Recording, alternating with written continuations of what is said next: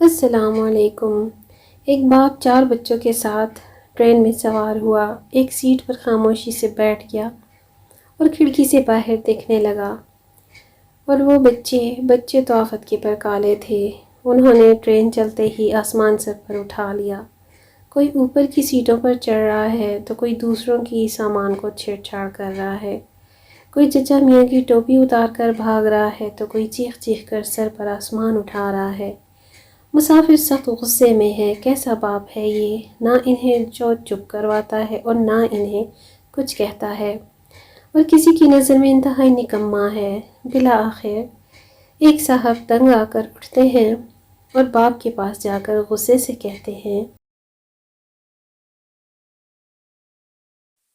یہ آپ کے بچے ہیں یا مصیبت؟ آپ انہیں کچھ کہتے کیوں نہیں؟ باپ ان صاحب کی طرف دیکھتا ہے تو آنکھیں آنسوؤں سے لبریز ہو جاتی ہیں۔ کہتا ہے، آج صبح ہی ان کی ماں کا انتقال ہوا ہے اور میں انہیں وہیں لے کر جا رہا ہوں۔ مجھ میں ہمت نہیں ہے کہ ان کو کچھ کہہ سکوں۔ آپ میں اگر ہمت ہے تو آپ کہہ لیں۔ اور یہ بات سن کر سارے مسافر ایک دم سناٹے میں آ جاتے ہیں۔ ایک ہی لمحے میں منظر بدل گیا تھا۔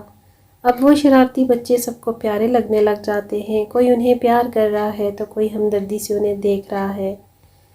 ضروری نہیں کہ حقائق وہی ہوں جو بس ہمیں نظر آ رہے ہوتے ہیں، بلکہ حقیقت وہ بھی تو ہو سکتی ہے جو ہم سے پوشیدہ ہو۔ رائے قائم کرنے میں جلدی نہ کریں اور نہ ہی جلدی کرنی چاہیے، یعنی پہلے خوشگوانی کو کچھ وقت دیں اور خود کو ہی عقل کل نہ سمجھ لیا کریں۔ ویڈیو اگر اچھی لگے تو اپنے دوستوں اور سب کے ساتھ شیئر کیجیے گا۔ چینل کو سبسکرائب بھی کر لیجیے۔ اللہ حافظ۔